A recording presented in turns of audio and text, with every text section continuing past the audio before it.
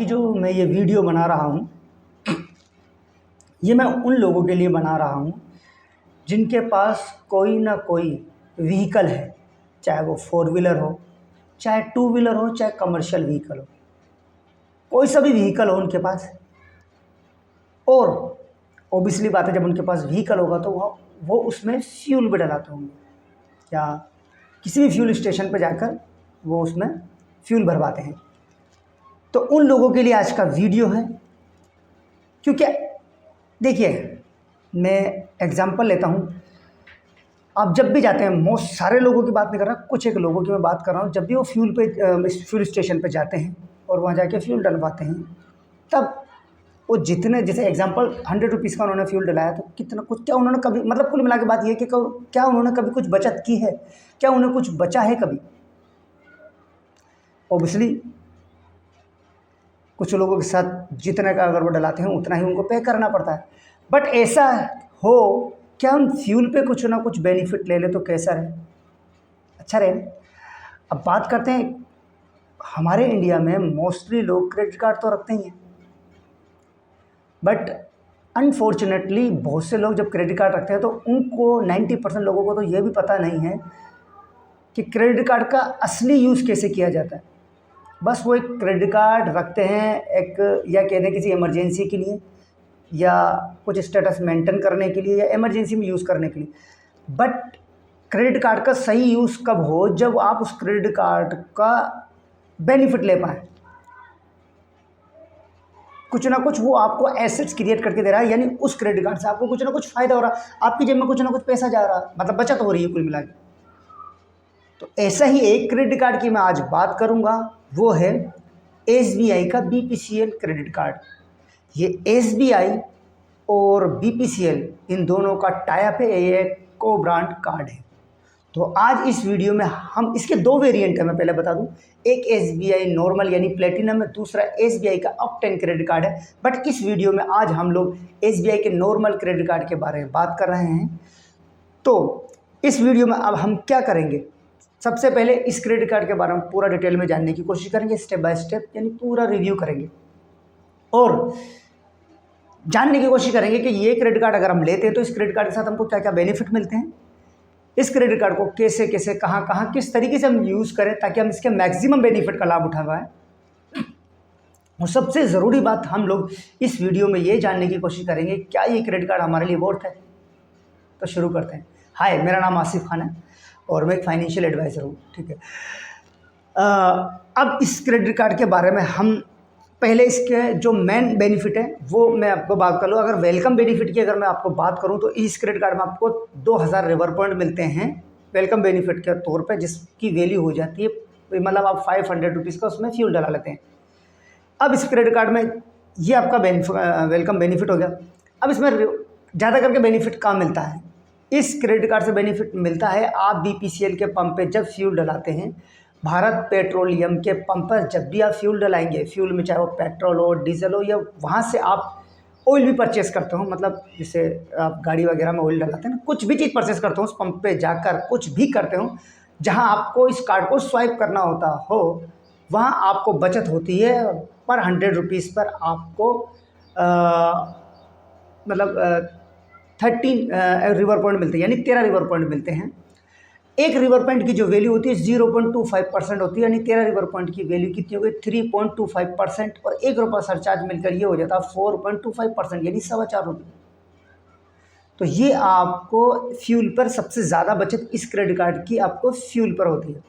दूसरा इसके साथ इसमें बेनिफिट क्या है, अदर स्पेंडिंग पर, जैसे grocery, dining, movie, department store, यहाँ आप 100 के स्पेंडिंग पर आपको 5 रिवर पॉइंट मिलेंगे, और 5 रिवर पॉइंट के हिसाब से आपका जो पैसा जो आपको बचत हुई कुल मिला के वो हो गई 1.25%, यानी ₹1.25 की।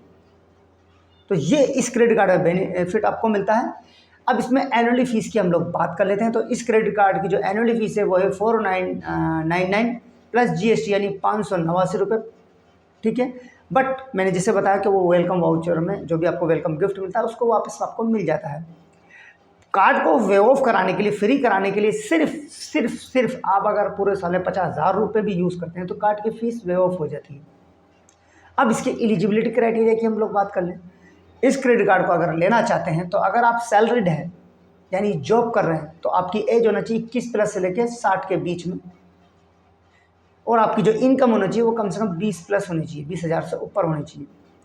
एंड अगर आप सेल्फ एम्प्लॉयड है यानी खुद का बिजनेस कुछ कर रहे हैं तो आपकी जो एज होनी चाहिए वो 25+ होनी चाहिए, और आप कम से कम कमाते हो महीने का 35 से 40,000 रुपये महीना, या कम से कम ITR भरते हो 5 लाख रुपए तक की, तो आप इसके लिए एलिजिबल हैं। ठीक है, अब बात करते हैं, देखो क्रेडिट कार्ड को हम लोग अप्लाई करें तो किन किन सावधानियों का ध्यान रखें, मतलब क्या क्या मिस्टेक ना करें ताकि हमारा क्रेडिट कार्ड की फाइल डिक्लाइन ना हो।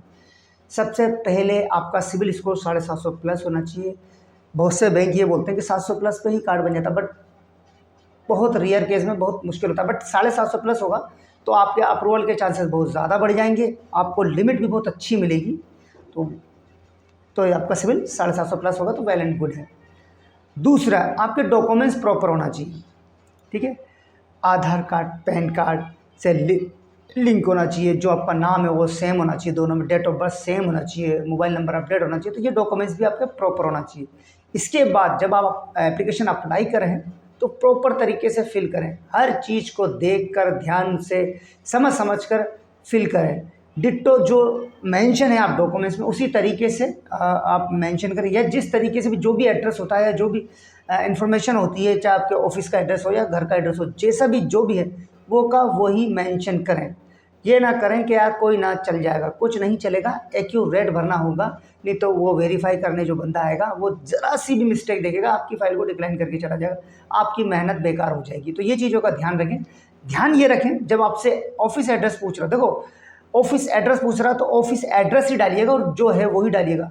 घर का एड्रेस पूछ रहा है तो घर का एड्रेस ही डालिएगा, मतलब आपका होम एड्रेस डालिएगा। जो भी है, कई बंदे क्या करते हैं, यार मैं तो क्या करूँ, मैं तो घर का एड्रेस नहीं डालूंगा, मैं तो ऑफिस का ही, घर के एड्रेस में भी ऑफिस का डाल देता हूँ, ऑफिस में भी घर का डाल, फाइल डिक्लाइन हो जाती है। तो जो पूछा है पहले पढ़ो यार, ये अगर ये बोल रहा है आपको होम एड्रेस तो होम एड्रेस डालिए, करंट है करंट अभी आप रह रहे हैं वो डालिए, और ऑफिस अगर एड्रेस पूछ रहा है तो ऑफिस एड्रेस डालिए। तो इन चीज़ों का ध्यान रखिएगा तो फाइल डिक्लाइन होने के चांसेस बहुत बहुत कम हो जाते हैं। तो ये चीज़ है, आई होप मैंने आपको सभी जानकारी अच्छे से दी है।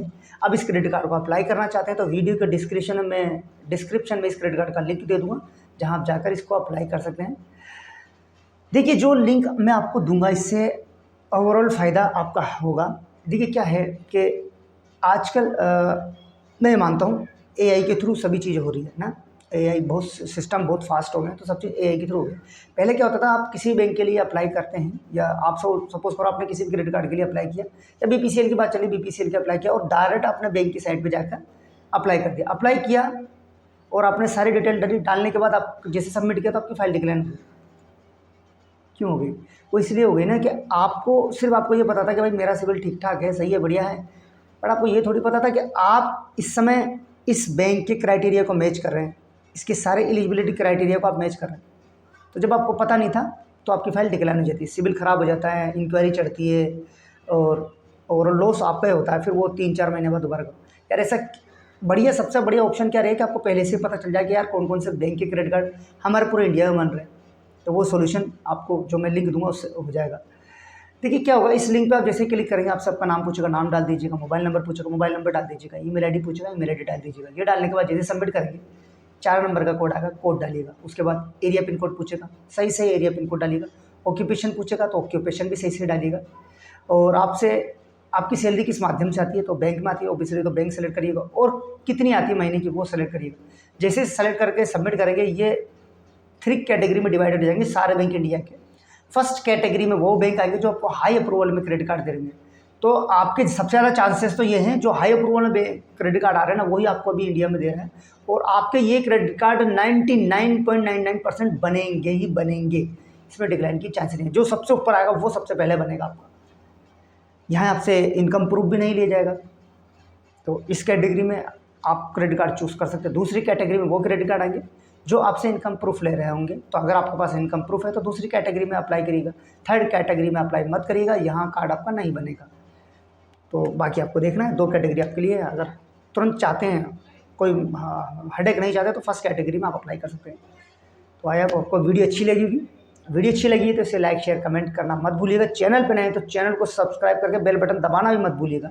अब अपने दोस्त आसिफ खान को इजाज़त दो। नेक्स्ट किसी और वीडियो में किसी और फाइनेंशियल प्रोडक्ट के रिगार्डिंग फिर बात करूँगा। तब तक के लिए जय हिंद।